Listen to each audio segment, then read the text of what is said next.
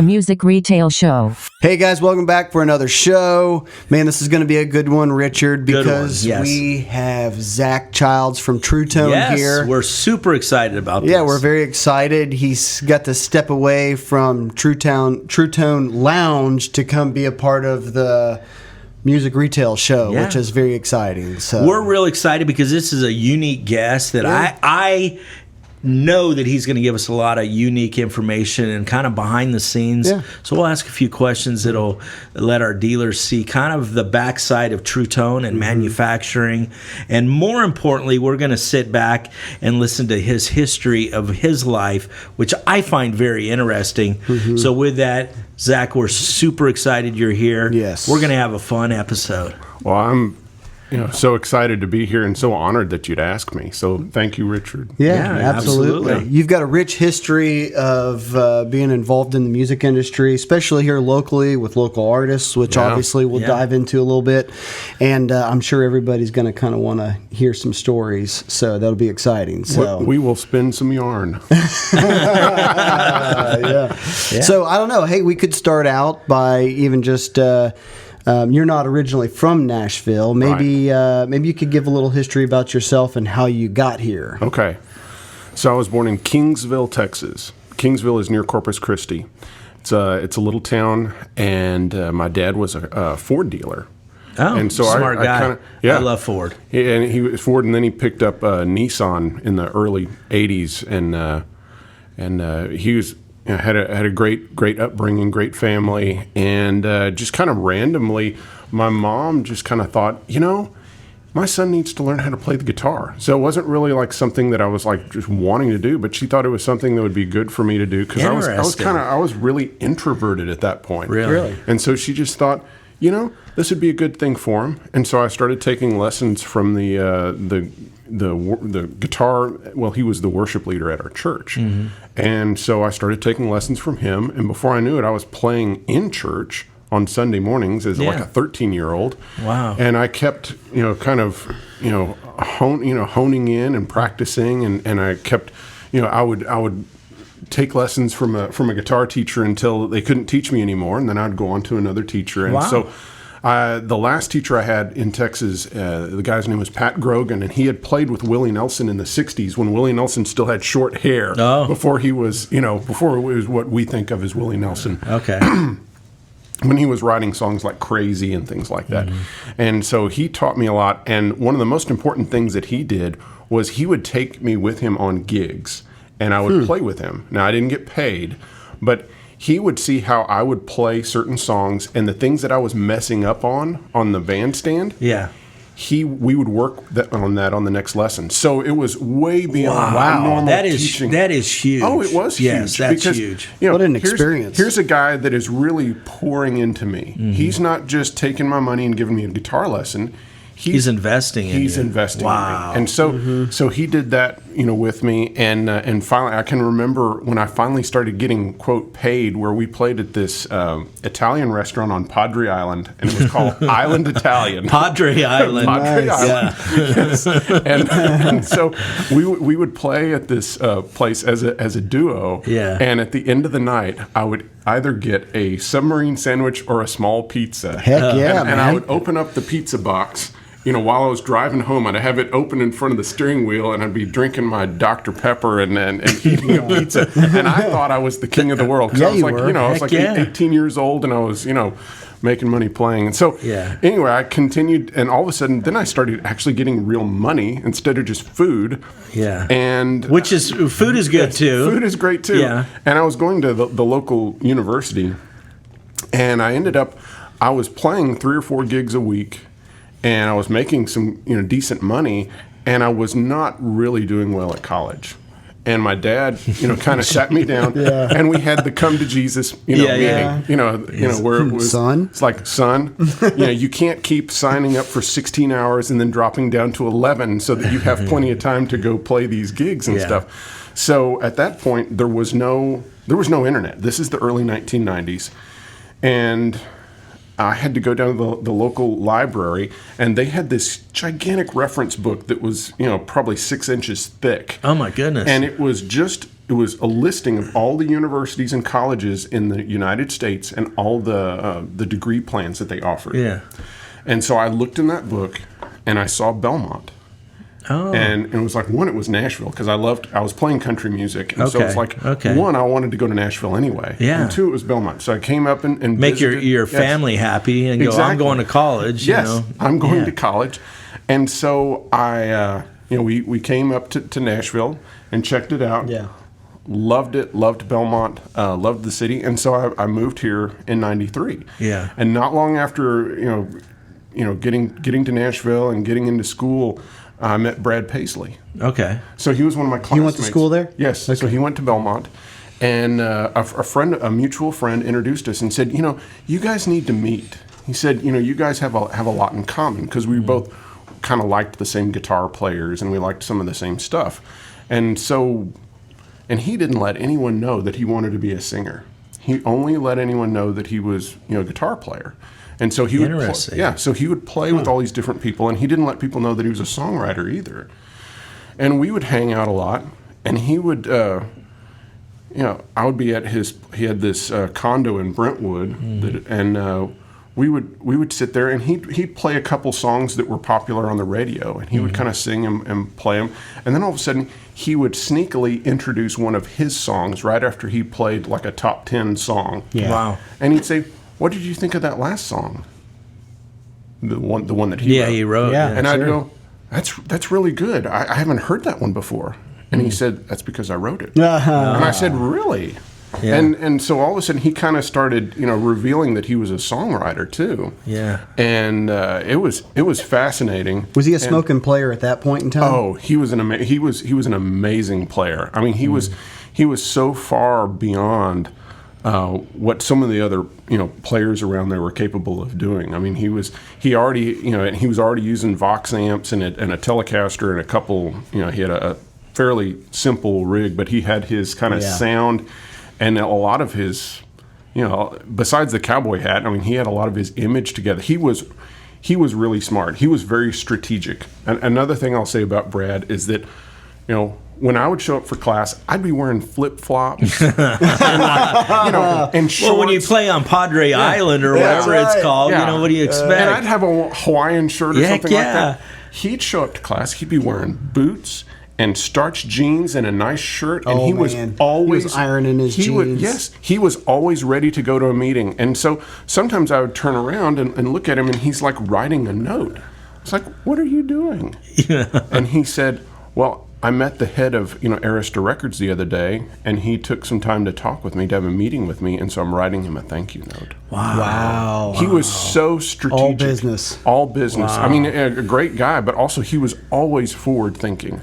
That's amazing. Yeah. I can only imagine you're like, you're not going to amount to anything. Why are you bothering with that? No, I could tell he was so... You're like maybe my dad's right. I need to get my crap together. Yeah, exactly. So, but I was just so impressed with how together he was, because most everyone else was they were just trying to get through school. Oh, sure. But he was so strategic. He was seeing He had a plan. the prize. Yeah, wow. And he knew what it was. That's amazing. So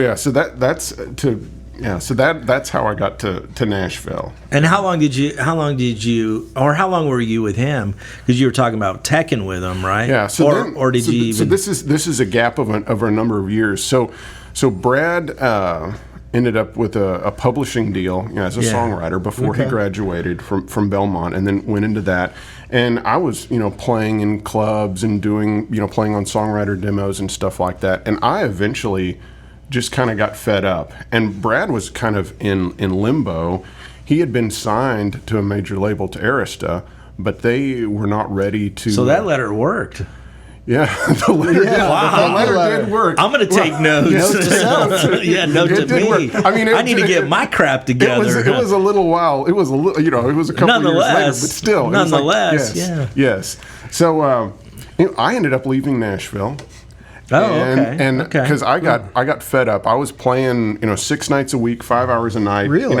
In a van with a trailer behind it. Playing cover tunes. This was in the mid to late '90s, and I just got completely burned out.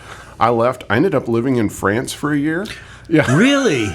Really? You checked out. Yeah, I completely checked out. I was like, I am done with the music business. What did you go to France for, though? I have an uncle that was very successful in the fast food business. He owned a bunch of have you heard of Whataburger? Oh yeah, okay. Great. So Whataburger's great. Those are great. I love them. He owned all the locations that were in El Paso, which I guess were at least a dozen locations there. And he had sold all of his stores back to Whataburger corporate. And I was trying to decide, because I had left Nashville and was trying to decide what to do. And he told me, he said, what you need to do, if you want to like figure out what you want to do with your life, is you need to go live in France for a year, and I'm going to pay for it. Nobody's ever said that to me. And he's going to pay for it? Nobody's ever said that to me. Does he want to adopt? He doesn't. He didn't adopt me, but but he did do that, which was a very nice thing. And so then I came back, after having a year of living in France. I came back and I was living in Houston, Texas, and I was working in HR, and I was doing and this was for like an industrial construction company on the ship channel, and so I was handling like employee drug testing and handling 401ks and medical insurance and such, and I was playing a lot of gigs, and so basically all I did was work and play gigs. And this is back in the days when you still had answering machines. Yeah. And one day I came home, from work, and there was a message from Brad Paisley. Yeah. And so he had called the Alumni Association at Belmont, and he had gotten my parents' phone number, called my parents, and my parents gave him my number in Houston. Yeah. And he called me and he said, I'm wondering if you would go to work for me as a guitar tech. I told him no.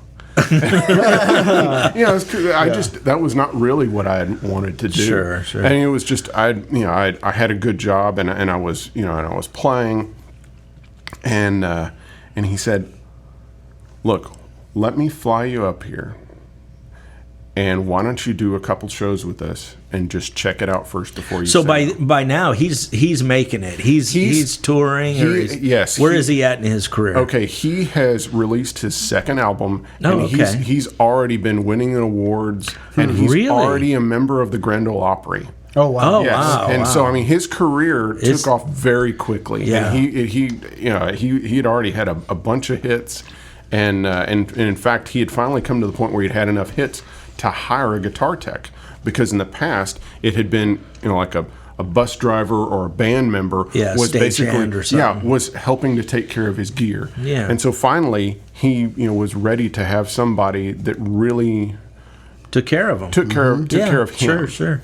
So at first, I said no. So he flew me out there, and of course, I had never been on a $1 million, or $500,000 bus. These nice buses that they have, now that, and nice catering. Because when I was traveling, we were in a van, with a trailer. Oh, sure. 15 passenger van. Exactly. Yeah, absolutely. And you're lugging a PA and all this stuff, and all that. So I must admit, I got really charmed, and it was it was very enticing, and so I had secretly really wanted to move back to Nashville and get back in the music business, and so he so I agreed, and so I went to work for him, and so now I had never been a guitar tech before, but the reason he hired me was because he knew me, he trusted me, and he knew that I knew what he wanted to sound like and who his heroes were and who his influences were. And so one of the hard things about when you become famous, it's like winning the lottery and everyone comes out of the woodwork wanting something from you, and it becomes hard to trust people. So we had all this, friendship in the past, and we used to tear guitars apart, and we used to take Telecasters apart and to put one neck on another guitar and just see how the tones would change as you moved necks around and things like that, and swapping pickups and working on amps. So he knew I kind of had a predilection toward this. Yeah. So, but then when I joined on, it was like I had a lot to learn. Yeah.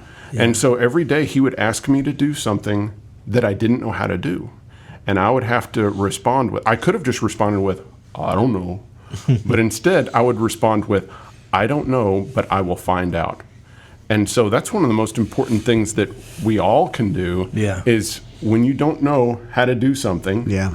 Is admit it, but don't just leave it at that. Is say, okay, but I'm going to learn how. So I had Dr. Z from Dr. Z Amps. I had Bill Crook that was making his guitars. I had Voodoo Labs, which, of course, made power supplies, but they also made like the GCX switching systems. Yeah. I had one of those. Under the digital music moniker.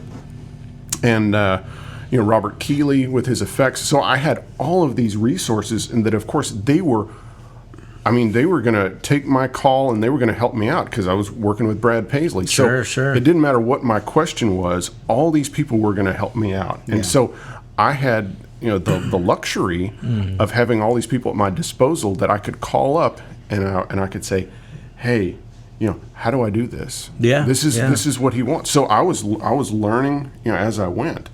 And I knew what he wanted. He was comfortable with me. He knew that if he didn't have a sound check at all, he knew that I was going to dial in his amps and his guitars and everything to where he could just show up, pick up the guitar and play, and he was going to be happy. That's really wise of him to sit back and think, hey, I need to hire a guitar tech. Who do I want to hire? Yeah. And think back on you and you knowing the players that he liked, the sound that he was after, and that's actually very smart that he actually thought that way. I'm admiring what I'm hearing about that. I think it's pretty smart. Yeah, finding somebody that you trust. That was the one thing that stood out. We've talked a lot about on the previous episodes here about hiring and firing employees, about owners of businesses who feel like they can't walk away from their business because they don't trust their employees, and it almost sounds like Brad Paisley sitting there going, hey, I could probably pick anybody I want, but I'm going to go for who I can trust That's first. smart. Very smart. Very smart. Yeah. Because he could have hired, at that point, even though he wasn't as big as he got later, at that point, he still could have hired all sorts of other people that would have known the guitar tech, that skill set better than I did. But he hired me based on trust and the fact that I knew what he would want. Much more important, And he knew I was teachable. Yeah. And so many times you run into people that are not teachable. Yeah. That you can't tell them anything. Yeah, that's amazing. Oh, I know. They're great people, aren't they? And we all have We've had a few. Yes, and frankly, we all have moments where we're not teachable, and sometimes we have to kind of check ourselves and say, wait a second, this person was really trying to help me, and I just got offended and told them to go jump in the lake. But it's like I need to learn from this. So, absolutely. So how long did you play, or how long did you tech for Brad Paisley? I teched for him for 2.5 years, and I got to play a lot also. So because we had been friends, and of course I had played with him in the past. Yeah. Whenever we were doing a television taping or we were doing the Grand Ole Opry, things like that, he would let me play in the band also. Oh, how cool and is it was so much fun. And so I knew, of course, I knew what the band was going to play on each one of these songs, and I also knew the recordings. And so I would pick some part off the recording that was not being covered live. So let's say there was a 6-string bass part, or there was an electric 12-string, or there was a mandolin or something like that. And so that's what I would ask Brad, it's like if we were going to do the Opry, I was like, okay, well, what songs are you going to do? And then I would learn a part that wasn't being covered, because there was no use in being another guy playing acoustic. Yeah. That's not going to do anything. Yeah. So I would do that, and we really got to this really cool point where I'm going to tell kind of a quick side story, and that's that I had read in an old Guitar World magazine that Eddie Van Halen's guitar tech was doing his effects switching off stage. Okay. So like during the show, during a Van Halen show, Eddie could be anywhere on stage, and the tech could bring in a phase shifter or some other sound or do amp switching or anything like that. Mm-hmm. So I got the great idea that I was gonna do that for Brad, so that he could be anywhere on the stage, and let's say he's coming up to to do a guitar solo. Well, he doesn't have to go over near the mic and hit a switch. he can be anywhere on the stage, and I'm going to hit that tube screamer patch so that he can play the solo on the ballad. Okay. Yeah. Okay. And so, but what happened was that then whenever we would go play the Opry, I would have to do that same thing while I was playing. No, you kidding me? So, yes. So it was hilarious. So I would be playing mandolin or 6-string bass or 12-string or something like that, and I would have a foot pedal controller in front of me. So I'm controlling Brad's sounds while I was. I'm going to look this up. This is cool. There's got to be a good story in there one time or something that didn't go right. Well, we never had something that didn't go right when I was playing, but we had, of course, inevitably, in a show. It doesn't matter. The stuff's going to go wrong. Stuff happens, and it just happens. And you have to. You always have to have backup plans. And so that's part of doing your job is having backup plans for when things go down. But luckily, think quick. Yeah. So anyway, to answer your story, yes, it was 2.5 years. Had teched, got to play with a lot of my heroes. Wow! So I got to I got to play with Albert Lee, and I got to play with I got to play with Vince Gill. Got to play with Alison Krauss. Got to play with Buck Owens. Got to play with How cool is that? Got to play with Chris Hillman from the Byrds, and just a bunch of really cool. And it was all because of Brad. Yeah, it was because he Because he could have said, well, just keep teching, when we're doing this. But no, there would be, special times that he would at least have me get to come out and play really at the encore. Yeah. That was, that was a real that's very friendship and kindness on his part. So, I'm always grateful for all the experience. So after Brad Paisley, what was next? So Brad's career started really taking off. Yeah. And it really started getting crazy busy, and I knew that I had a kind of defined role in that organization, and it was getting more and more stressful. And his shows, instead of like loading in at like 10 a.m. or noon, and then having a couple hours until your show, and then you perform like at 7 or 8 o'clock.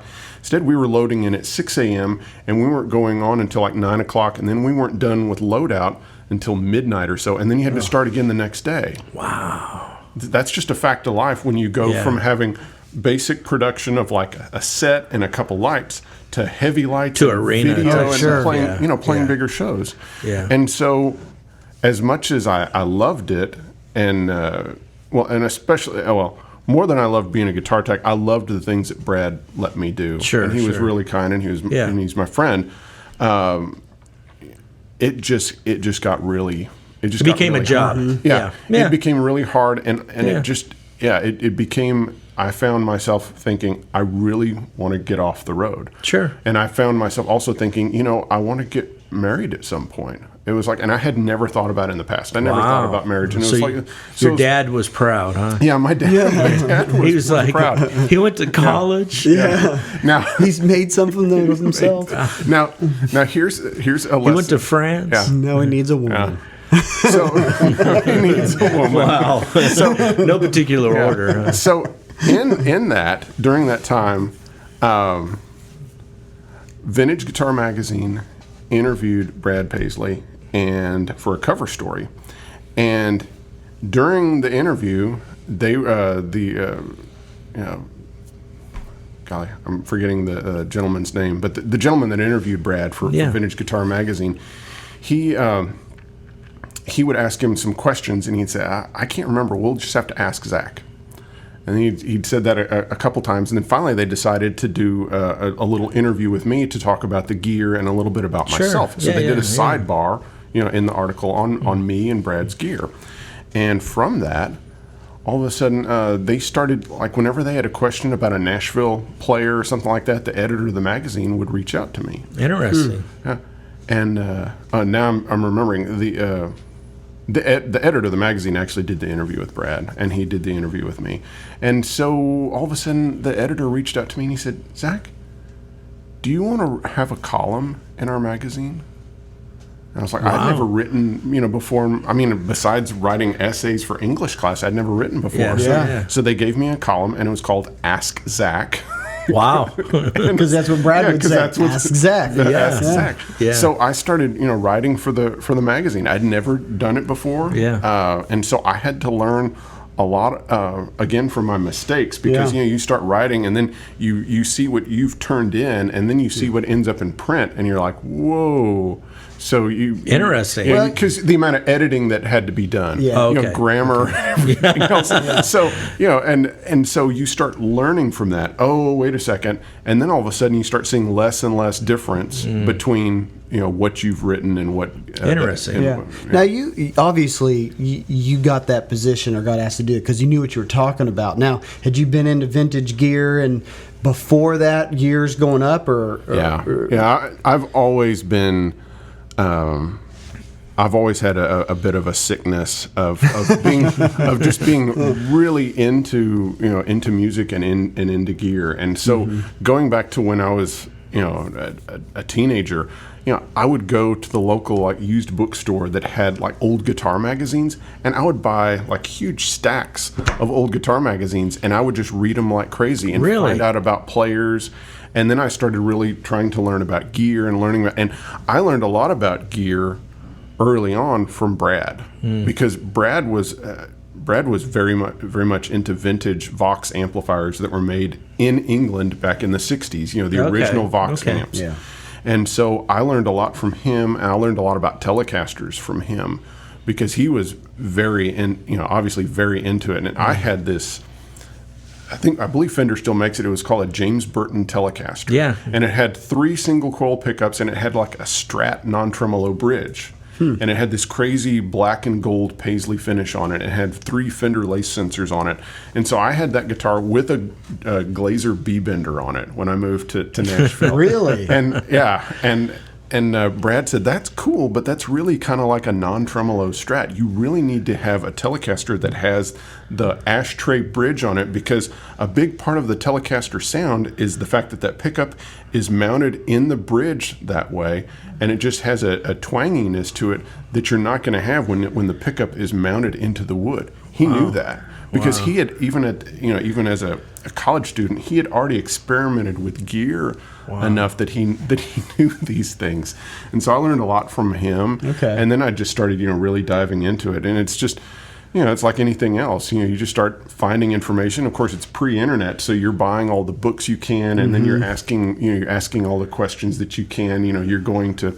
I'm asking Joe Glazer questions or someone that works at Gruen Guitars and things like that. And just what's the deal with this? And then they, and if they're nice, they. It's a great way of learning. I mean, the internet's cool. Yeah. But a great way of learning is what you're talking about, going and buying a magazine and actually researching and diving in deep. I mean, that's really cool. That's interesting stuff. Yeah. So are you still doing that today? Yes, I still write the Ask Zac column for Vintage Guitar Magazine. I've written that since 2004. So this 2004? 14 years. Yeah. Wow, good for you. Yeah, so for 14 years I've been doing the column. And also I've written cover stories. So I did a cover story on Brad. Which of course I had. That's easy. And I did a cover story on Keith Urban, which was really fun, because that I had to, I didn't have an in with Keith Urban, so I had to contact his publicist, and so that was very educational to all of a sudden have to contact a publicist in New York City and kind of cut through the red tape, and one of the funniest things that happened was that we did the interview, and then he went into rehab. Had a few demons in the closet. Well, I'm not making fun of Keith, sure. and I'm certainly have a ton of respect for him and the fact that he's taking care of himself. And it was there was just this aspect. There was a moment of, wait a second, we've never had anyone on the cover of the magazine that was currently in rehab. We've obviously, the Keith Richards and other people and Clapton and stuff have been on the cover, after they had been in rehab, but there was this question for a moment, and then there's this is stupid. Of course, we're going to put Keith Urban on the cover. Yeah, absolutely. So okay, let's do an Ask Zac right now. Yeah. Who's a better guitar player, Keith Urban or Brad Paisley? Oh my goodness, that is a very unfair question. They're both phenomenal. I'll say that. They're both phenomenal. I think in their own right, they're amazing. And they did a duet. Did they really? At one point, it was called "Start a Band," And it was really neat to see the two of them, playing and singing together, and how much their different styles complemented each other. Yeah, totally different. And I will also say this about Keith Urban is people don't know what an amazing, like, crazy chicken picking guitar player, because he's phenomenal. He kind of focused more on the rock end of his playing, starting in the late 90s. But I used to go see him play. He was in a band called Four Wheel Drive, and then they were called The Ranch. The Ranch, but they used to play at Exit N, and he used to play a Telecaster through a PV amp that was completely clean. And he used to play, and it was just bass, drums, and him. It was a trio, and he was playing all this funky, clean. He's got a great feel. He had an amazing feel. So. Yeah, so I understand the question, but their playing is very different and very complimentary. I mean, because they can play together, and it's I think Keith Urban's a smoking player. Yeah, I think they're both. He's always enjoyed. I've seen Brad Paisley play here in Nashville with another band that I'm not going to mention, who has a famous guitar player. And I think you brought his name up earlier. Yeah, so that might have given it away. But I remember wasn't B.B. King. It wasn't B.B. King, and we'll tell you about that later. But the tone wasn't good. He was very loud, and I was like, not digging it.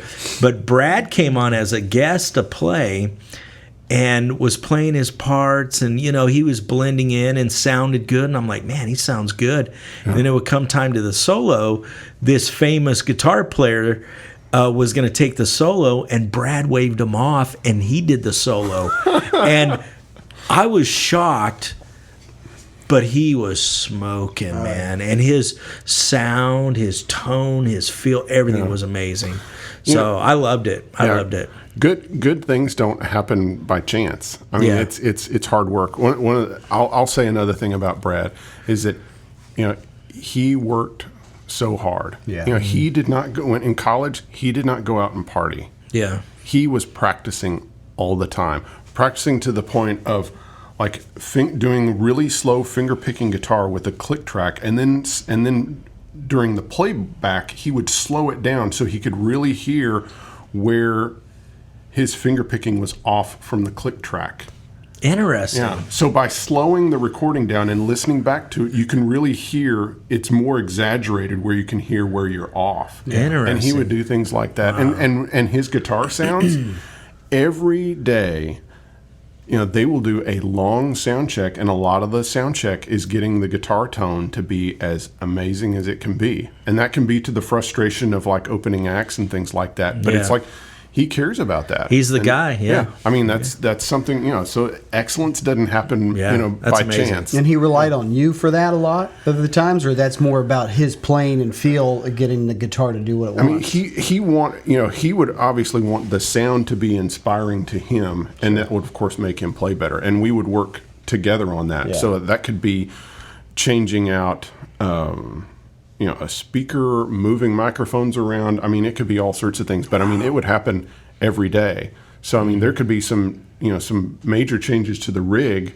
just to make it sound as amazing as possible at every venue that we were Interesting. at. Yeah. And that was kind of the fun of it, but that could be stressful when you were constantly changing out a very complex rig. I built his rigs, and so I didn't build the amps, but like his I would put his switching system together. So we've got these, the switching system, and we've got these trays full of pedals, and you're trying to keep everything going. You're dealing with noise. I mean, think about, loud amps and single coil pickups, playing these big venues. So there was so it was a great thing, and you felt really great at the end of the night when everything went off well. But of course, if they didn't go well, there was some frustration. There was some frustration. But it was a lot of fun. So after Brad, what did you do?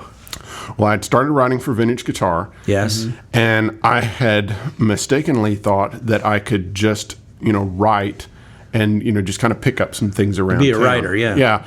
And I found out that there are, the magazine, and most magazines have a lot of writers, and they're all kind of vying for, positions in every issue. Absolutely. And so I didn't understand that.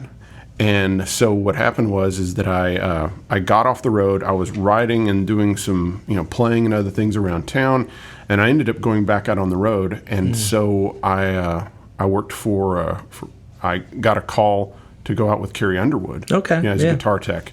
And so this was soon after she had her first album come out, and she had a couple of hits. But and the first thing I did with them was Saturday Night Live. And interesting. That was so fun to get to go to the show and get to see the inner workings of it, because we were there, most of the week, and so we got to see the sketches as they kind of went along. Yeah, that's interesting. And you got to see. One of the funniest things is, when you're watching Saturday Night Live, and you see the beginning of the show, and you see there's the band, and there's that door that opens up, and the guest host comes down, and then you see an audience that's down in front of them. Yeah. Well, all those people are actors. Are they really? Yes. On the night, really? Yes. On the night of the show, when they're doing. So the only real audience is up in what looks like the balcony. Oh. So everyone that's on the floor are actors or volunteers or something like that, because what happens is as soon as they finish that segment, all those people have to go away. The studio is so small that they have to. So Weekend Update is in that spot where people are sitting, in front of the guest host when he does his opening monologue. Interesting. So all of a sudden, those chairs all go away. They bring the Weekend Update thing there, and then other places. So there's kind of three sections. There's the section you see where the band is, and they do the opening monologue.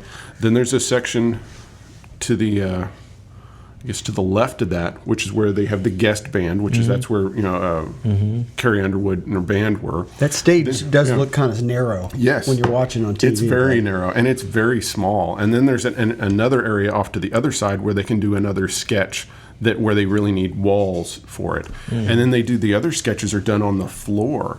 And the only real audience are the people that are sitting up in the balcony, and they're looking down on it. I did not know that. Now I'm gonna have to watch this again and actually pay attention. Yeah. So that was really, really neat to be able to see how the show went down.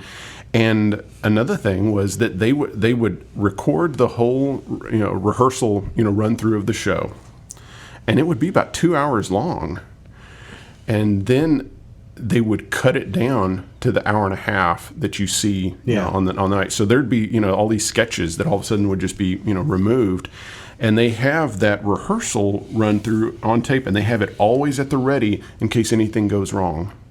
Really? So because of things that have happened in the past, that sure. where like when Sinead O'Connor ripped up the picture of the Pope, or there have been other incidents there have been incidents through the years where cut the feed. So the one they should do an episode of Where Are They Now? Well they have the delay of a couple seconds, and then they also have the rehearsal that's always at the ready that they can start playing that seamlessly if something happens. Interesting. Man, I'm wondering how many times they've had to use that. That'd just be interesting to know what that is. But that would have been a good question. So did you get to play that night or just guitar tech? No, I was just guitar teching, but it was still a great gig. It was a great thrill. It's like, and that was the first thing I did with that organization. So it was flying out and they were great to work for, and and I was working toward getting off the road and going to work for Truetone. And so I had already met the owner of Truetone. Yeah. And I was starting to do some... Now tell us, back up and tell us how that came about. Okay. I'm curious about that. So when I left Brad and thought I could, just make a living writing and found out that I couldn't, then of course I was job hunting like crazy, and I was trying to figure out, and so I had. You're like, man, I really don't want to go back to Padre Island or whatever it was called. Island. What was it called? Italian. What did Padre come from? Well, that was the name of the island. That's where the. It is Padre Island. The restaurant was because I'm thinking Padre Italian. Mexican food, but it was an Italian place. Yeah, it was an Italian place. I just imagine a guy sitting there. How do I name this restaurant? On Island Italian. Island Italian. I mean, and it's still there.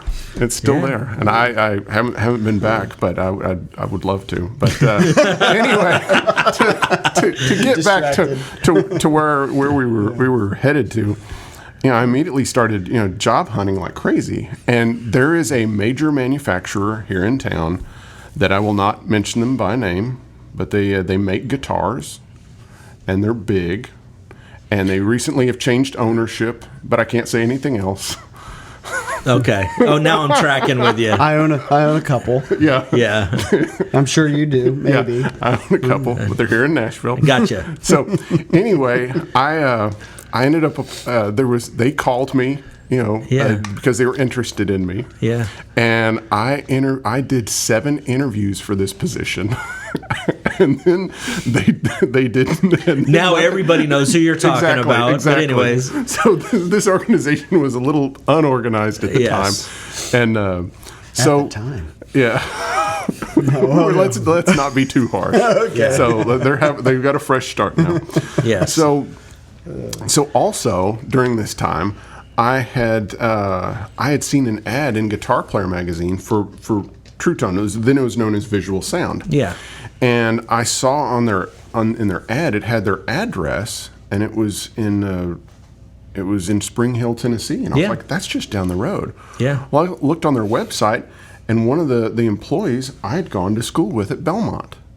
And who was the employee? It was Steve Mikesell, who he handles all of the U.S. Direct sales. Okay. So he sells to dealers, and so I saw that, and so I called up the company and I asked to talk to Steve, and I kind of wiggled my way into coming down there, and then I kind of ingratiated myself and tried, and Bob, the owner of the company, owner and founder, he kind of gave me a part-time job. They had introduced amps at that point, and they were having Really? Yeah. So there was a short-lived line of Visual Sound amps, and they ended up having some warranty issues. Which that's common. You always have that's warranty common. issues. Yeah. And so they needed someone that could deal with that, and I was not like a certified amp tech, but I knew enough to do basic repairs. Yeah.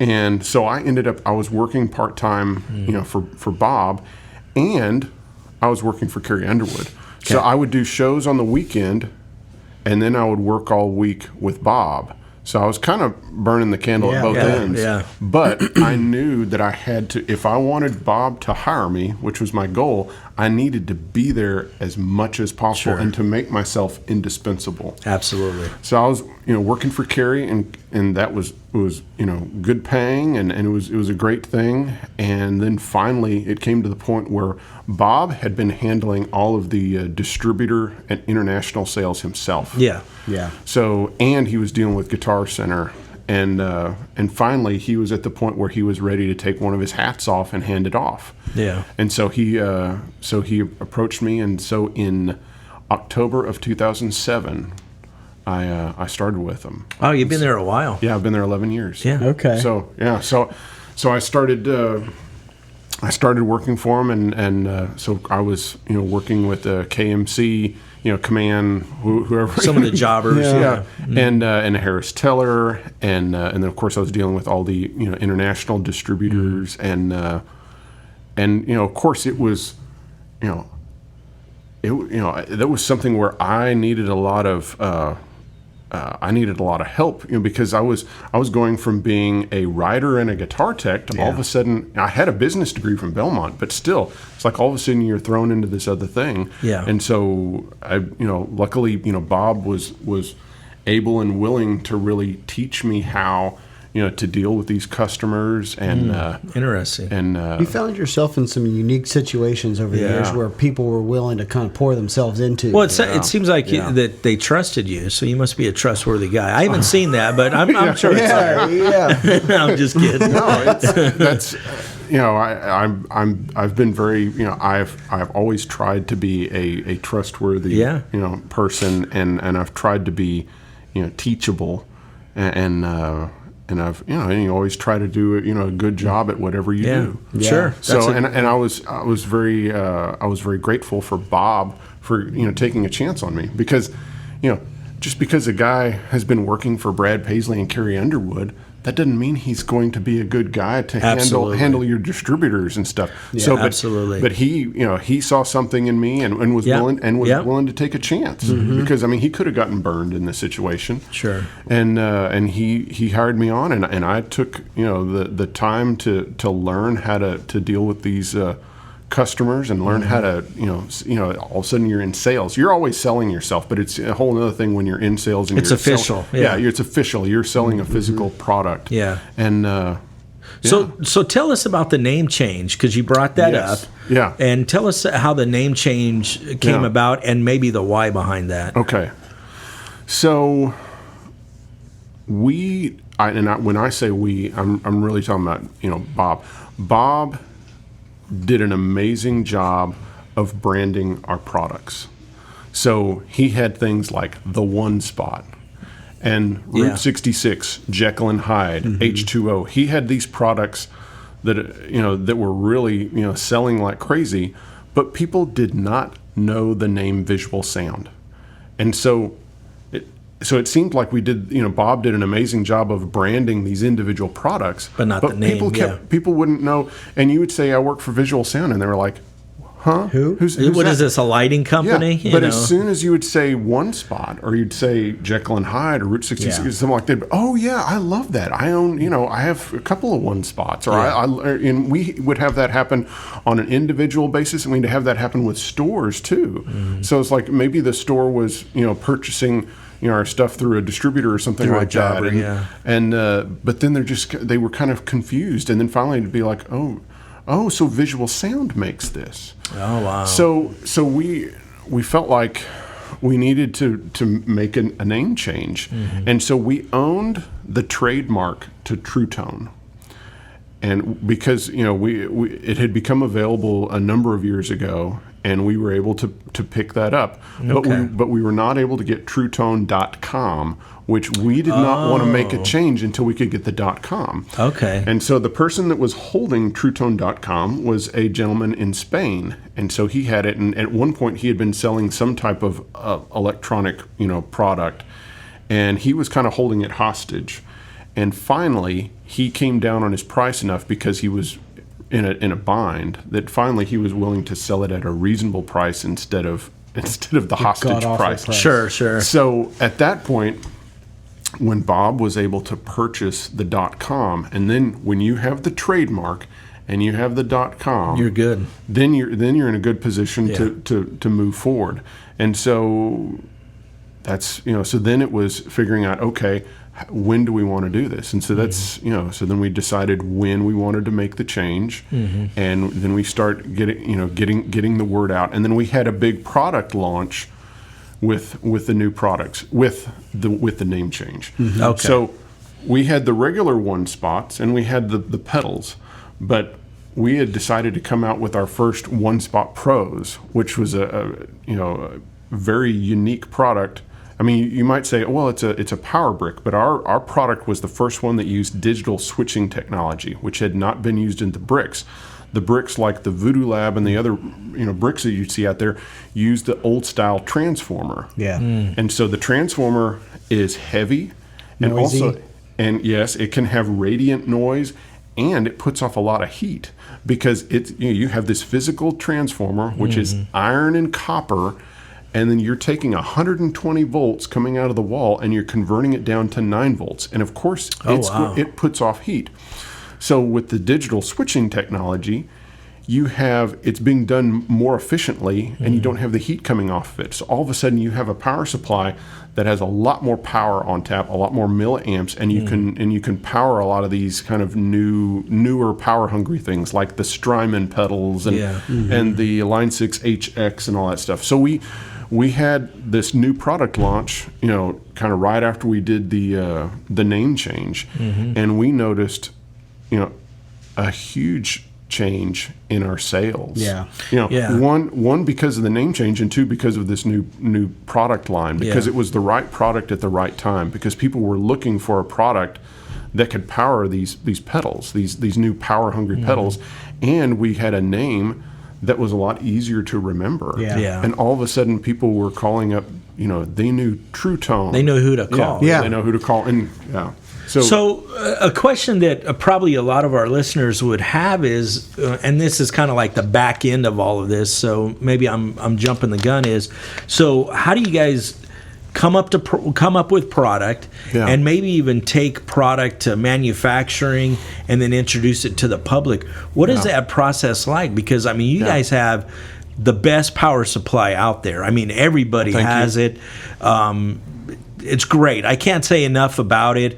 Our dealers talk about it. Our dealers have it. They know what it is. Everybody talks highly of it. Yeah. So how did that come about? How do you take it to manufacturing? And then what are the steps? What does that look like? Because I find that very interesting.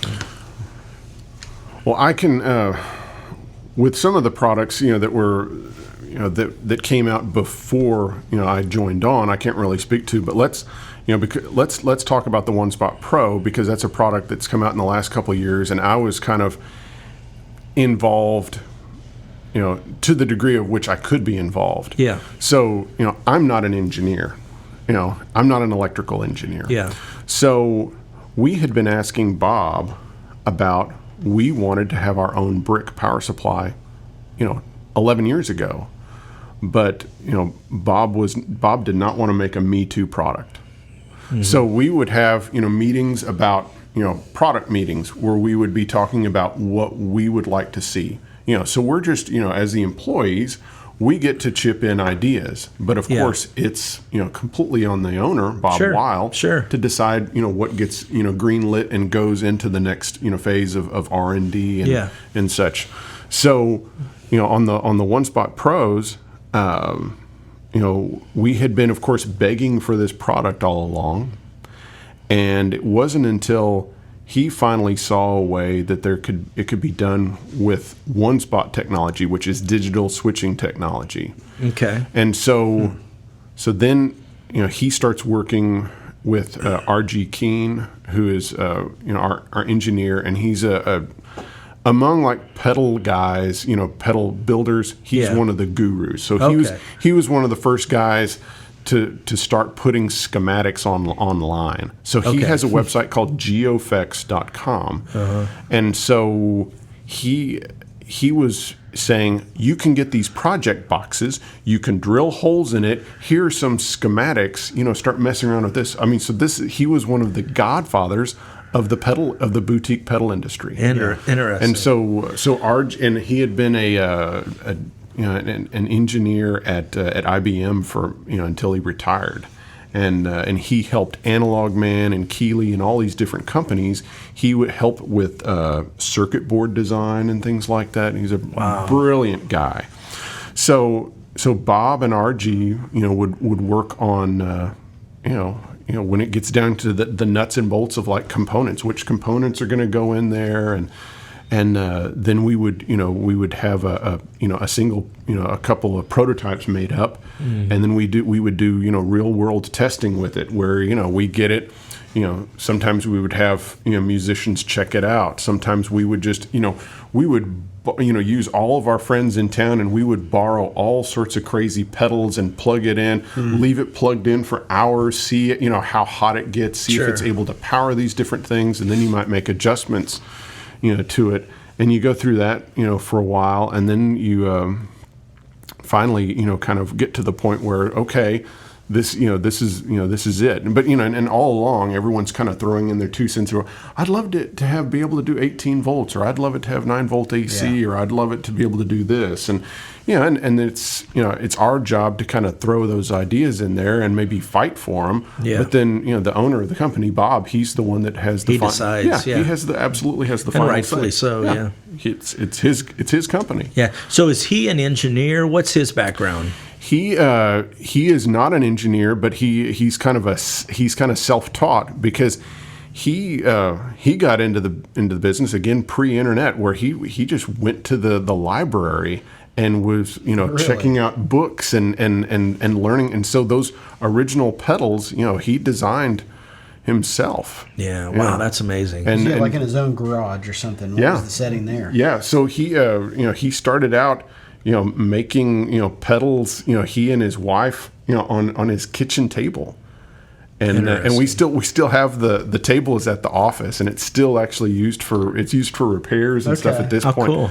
But Bob, I mean, really started. It was very humble beginnings, and he started the company that way, and then was able to move production to Taiwan, and because it was just too hard for he and his wife. Oh, sure. And then he had his mom and his kids like testing stuff and packaging things up and shipping stuff out, and so that's kind of how it started. And then he just kind of kept growing things slowly, and to the point where it's like he hired one employee and then he hired his second, and smart. And so so you guys have product.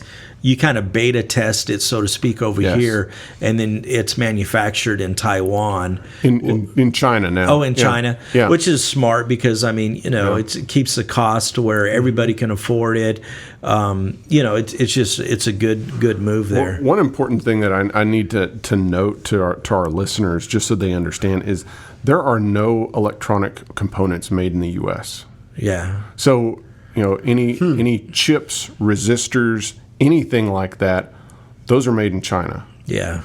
So the day, so sometimes you will, and forgive me if, I'm being self-serving here, but you will see the term made in the USA on effects pedals. Yeah. And that is it correct? Like 51%? It's not correct. Yeah, there's a percentage, but even then, many times they don't meet that. And and it continues, to go on. It's like, and it's unfair, I don't want to get on this, I understand what you're saying.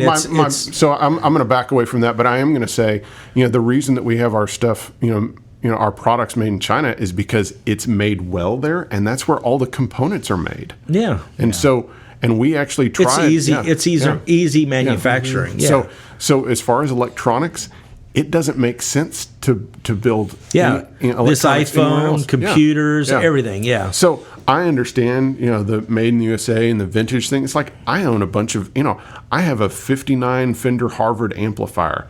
Every component in that amp was made in the USA. Wow. Not anymore. But not anymore. If I have, I still have some old tubes in it that are still American, but it's like, what are you going to do when they go out? Yeah, then you're finding new old stock tubes and paying through the nose for them and stuff like that. And it's like, and the last pedal effect that probably had all U.S. built stuff was maybe in the early 70s.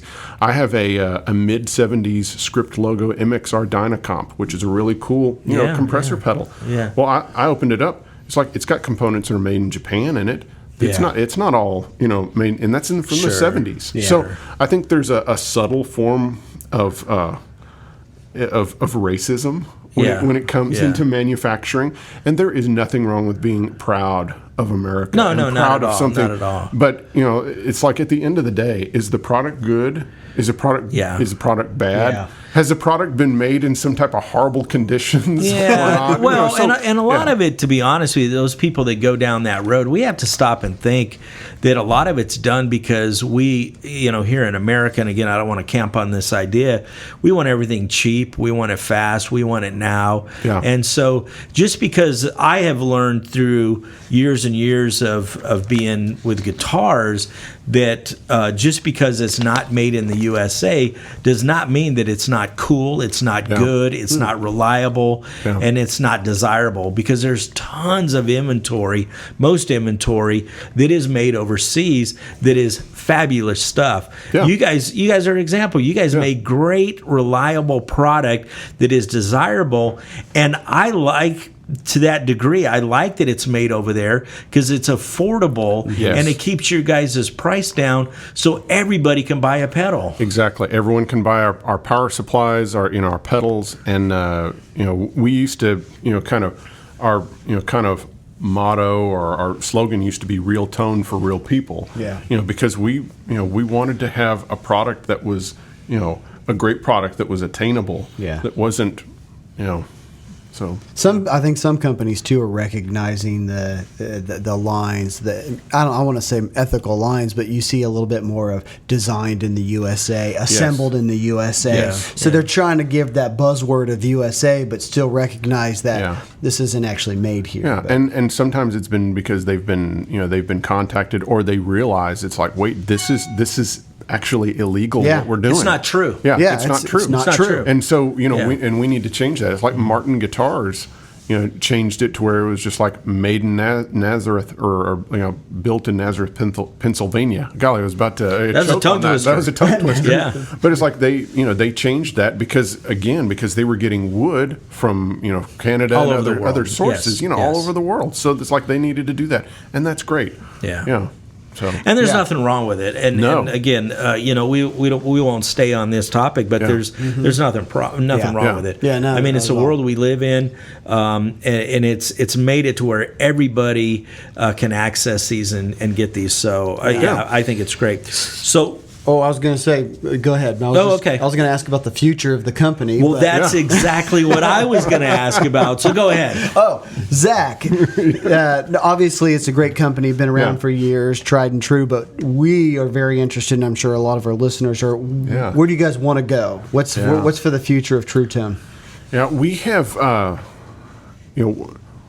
One thing that as a company or even as a store, you have to be willing to change, with the market and change with what the people are demanding. And so one thing we had to do was we had to focus more on power supplies than we did on pedals.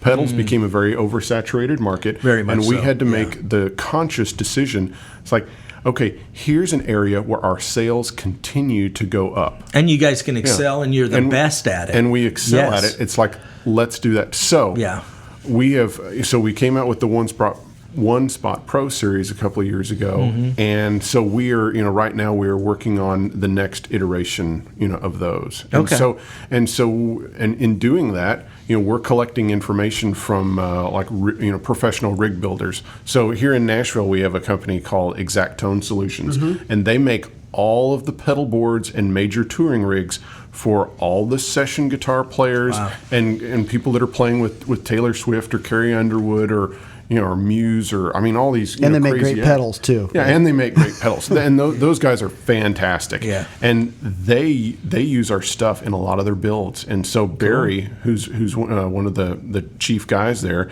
he comes by our office and picks up One Spot Pros every couple of weeks to use in a build, and I'm always blown away by. He's like, yeah, this is going to be for Rich Robinson, from the Black Crows. This is going to be for Peter Frampton. This is going to be for Derek Wells. This is going to be for Tom Bukovac. And it's like you're always just blown away and honored when. Yeah. So to get back to your question, I know I can go down the rabbit hole, but. So we're seeking, input from customers, and we're taking into account the phone calls that we get. Yeah. So, every day, we have a gentleman named Dana that he's great guy. Dana Weaver that he's dealing with customers, but also the other guys in the office. We also pick up the phone too. If he's gone to lunch or something like that, and so we get the chance to get feedback on our products. Wow.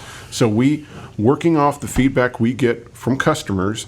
And working off the feedback from professional rig builders like Barry at Exactone or Dave Friedman out in Los Angeles or some other guys, we're working off that information and deciding what the next iteration of the One Spot Pros are going to be. Wow! And so that's a fun process. And also you of course, as always, you look at what the competition is doing, and you look at how they're doing. And instead of looking down your nose at your competitors, you look at it and you say, "Wow, they're doing that right. Good for them." What can I learn from that? I'm not going to, we're not going to copy that, but it's like, what can we learn from what they're doing? Absolutely, yeah. And there's nothing wrong with that. I mean, I think there's a competition. Sometimes there's a negative competition out there, or there's good competition, and you're looking at it in a good way and saying, "Hey, these guys are doing a great job. They have great product. I'm glad I'm in the same industry as them, but what can I learn from what they're doing?" So it's a great thing.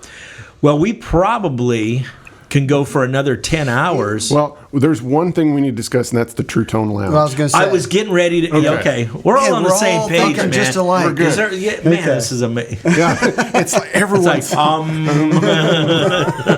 felt that my inner child felt that. Yeah. Well, when you were mentioning all of those people they're building boards for, I'm thinking like, man, those are all potential guests for Truetone Lounge. Yeah. So we started doing a show called the Truetone Lounge about 3 years ago, and the reason we did it was, I'm kind of letting the cat out of the bag here some. So you can hang out with killer guitar players? Well, yeah. So we can hang out with killer guitar players. But also we were frustrated with advertising. We were frustrated with some of the advertising that we had been doing. Yeah. And we just thought, we're going to continue to do advertising, but we're also going to create some of our own content. Smart. Super smart. And from the beginning, we decided we are not going to have, we are not going to limit our guests to just people that use our stuff. So when we were looking at guitar players' rigs, we are going to talk about all the stuff they're using. Yeah. We are not going to, Which makes total sense because you're powering all of that in essence. Not always. Not always. So, but still. So even when someone's using a competing power supply, we're not. So we decided that from the beginning because we wanted to have a level of journalistic integrity, if I can spit that word out. Yeah. And so we did that, and we found that every time we'd have a guest, and even if they were using some other power supply, all of a sudden they'd call us up and say, "Hey, can I try out one of your One Spot Pros or something like that? Or I'm building another board. Can I get one of those?" Sure. And then they would use it, and then they'd be getting on social media and talking about how great it is. Good. And so even when the guy came and not using our stuff, they'd end up using our stuff. Well, and it's I like it because that's what we try to do here. Yeah. Is don't be so insecure that you can't embrace other people and what they like and what they're about. Right. We're all friends. We're all family. Yeah. And if somebody uses a different pedal, then so what? Yeah. If they're a cool guitar player and you like what they're into, then like what they're into. And through that, a lot of times they're like, wow, I want to experiment a little bit, and I'm going to call Zac up and get something. Yeah. And sometimes we get it on the back end. We don't always have to have an agenda on the front end, as long as we're doing the right thing and we're doing what's right. So I commend you on that. What else on the Truetone Lounge? Well, let's see. We're about to release one with Jerry McPherson, who's one of my great guitar player. One of my favorite guitar players. I've been watching him play for many, many years, and I'll just give a one little snippet of information about. He has a rig at his home where he has this circle of amplifiers, and then he has a robotic arm that has a microphone on the end, and so he has the heads to the amplifiers are in his control room, and then he has the speaker cabinets that are mated with each amp in a side room, and he has a robotic arm that knows the sweet spot on every speaker. You gotta be kidding me. And he just hits a button and it goes to the Fender Champ, or it goes to the Marshall, or it goes to the Matchless cabinet. You got to be making this up. No. Yeah. And he built this himself. Really? No one built this for him. And this one's the real killer. He had a couple amps that he did not want to separate the electronics from the cabinet. Like he had a Tweed Deluxe and a Tweed Champ from the 50s that he was like, there's just this interaction between having the electronics and the speaker and the cabinet all together. So that he could control those, he took servo motors and attached them to the knobs, and he can control them in the control room. So he can turn the knobs from afar. And... Okay. Is this on the new episode? Yes, it's all in the episode. So you have to watch it. Wow, I have to watch it. We will release it next week. So I'm excited about that. And then secondly, he's just an amazing guitar player, songwriter. He wrote a lot of songs with Amy Grant when he was working for her. Yeah, and just a fantastic favorite guy. record he played on. Oh, I would say because it was kind of a real iconic tune and a neat guitar part, but there's the Amy Grant song called "Lead Me On." Great, and it has Jerry and Dan Huff, and so there's those two amazing guitar players playing together. Phenomenal. Yeah, really complimentary stuff. Yeah. So if you want to hear some, again, this is like from 1989. Yeah, but this is some early Jerry McPherson. Yeah. On that, it's amazing who was in the band back in that time and where they are today. Yeah. A lot of people don't know a lot of that, but you're talking about her.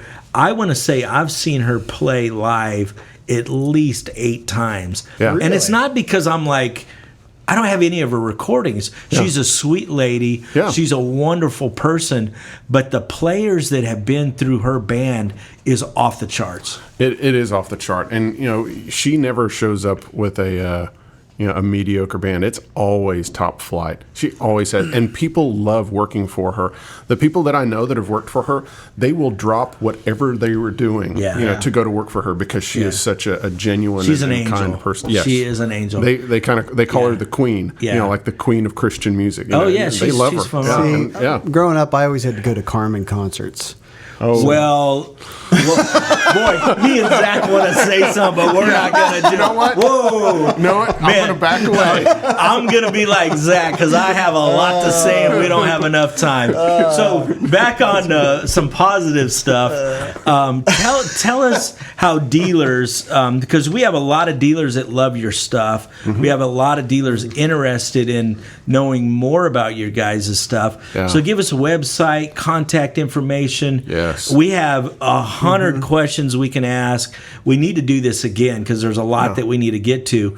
But more importantly, how can people get a hold of you guys and give out a ton of information? Okay. So one, we would be happy to talk with any dealer. The person you need to speak with is Steve Mikesell, and his email is dealer@truetone.com. And then our number is 931-487-9001. You can always go to truetone.com to find out more about the products.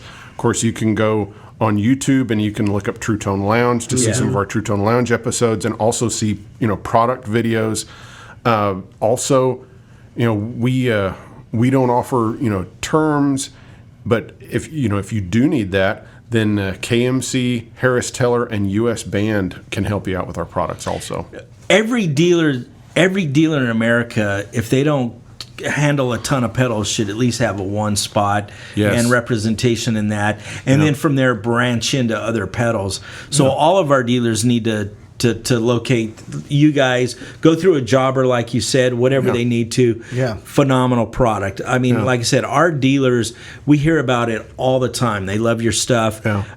Like I said, you guys are down the road, which is cool. Yeah. I actually need to come down there. I'm right around the corner. All of us live in Spring Hill. Yeah. We need to stop by and you absolutely need to. Next time we need to do a podcast out there. See, I'm getting tongue-tied like you are. We need to do a podcast out there and go to Tito's for lunch. Absolutely. There's one other thing that I wanted to kind of put out there just because I really, felt, kind of convicted by this, recently. And that's, I had my pastor during my wife and I during our premarital counseling, he said an important principle to live by is, do you want to be right or do you want the situation to be right? Yeah. Mm-hmm. Yeah. And so I use that in all my relationships, personal, business. And so sometimes, when you're a manufacturer or when you're wholesaling or whatever, you can have a situation where you have a customer that's wrong. Yeah. And sometimes you have to decide, you know what? I want the situation to be right, and I want to continue to do business with them. And of course, you have to use a lot of judgment in that. Sure. And there are times where you have to fire a customer. Yeah. Oh, absolutely. And there are times where you have to say, okay, no, this is wrong. We're not going to go along with this. Yeah. But many, always in any type of situation, any type of conflict that I have, whether it's interpersonal or with a distributor or anyone that I'm dealing with, I always have to ask myself, okay, in this situation, do I want to be right or do I want the situation to be right? Mm-hmm. Because I can be right, but I can ruin the relationship. Absolutely. And I can ruin the relationship with a customer and they don't want to order from us anymore. Great advice. It's phenomenal advice. So, So that's just something that I appreciate try you sharing that with us. to live by. And not only that is you upstood us by wearing a cool shirt today. Well, next time we're gonna have to talk about this. If Is we're that gonna, is that the Brad Paisley series? No, it isn't. You know, I wish I had. You know, he doesn't give me any shirts, but no, it happened to have Paisley's on it, and I just a long time ago I learned that you got to wear a nice top. there you go. There you go. Yeah, you can have flip flops yes. on and If your shorts. bottom doesn't look good, wear a nice top. That's right. I don't know what that means. And if you want to insult somebody subtly, call their shirt a top. So Really? Yeah.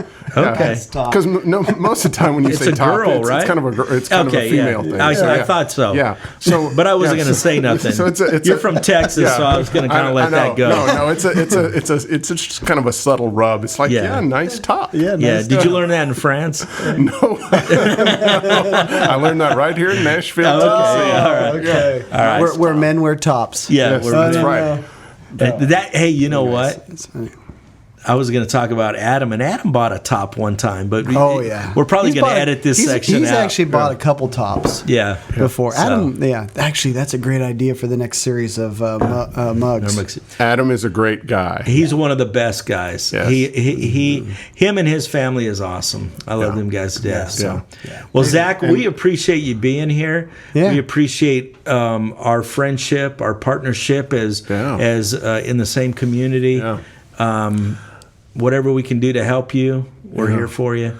I want to give a plug for MIRC in that I have a Squire Bass 6 that I got recently from y'all, and it is an amazing instrument. They're fun. It's it's really fun, but two, it is amazingly set up. I have, as being a former guitar tech, I have high standards. Okay. And it was like, I got this instrument. It was amazingly set up. Good. It's just a great instrument. I was able to go and play a gig with it, that week. Awesome. Well, thank and you. you're going through in-ear monitors and a PA and stuff like that. Yeah. And it's just like, this is fantastic. Well, thank you. We appreciate that. And, the guys here are amazing. They're They good are. guys. And They're good guys. Yes.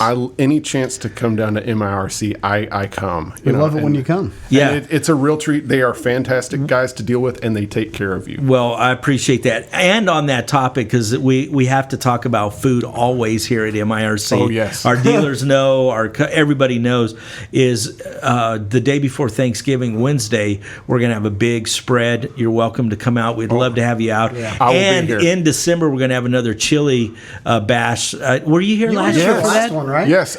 So we're going to have You more. were a judge. Yes. I come out whenever there's food. I come out. So, I know. Yes. I know. Yes. It's the key is my stomach. So absolutely, and Along all with of us all. ours. Yes. So we have a couple things coming up that we want you here again. Yeah. The day before Thanksgiving. Yes. And also sometime in December. First week or two, we're going to have another chili bash. I will be there with bells on. Absolutely. And a nice right. top. And a nice top. All right. Well, I think that wraps us up, man. Zac Childs from Truetone. Yes. And Truetone Lounge. Man, it's been an honor. Yes. We appreciate it. And that wraps up another one. All right. Thanks. Thank you, Nathan. Thank you, Richard. Awesome. Thank you.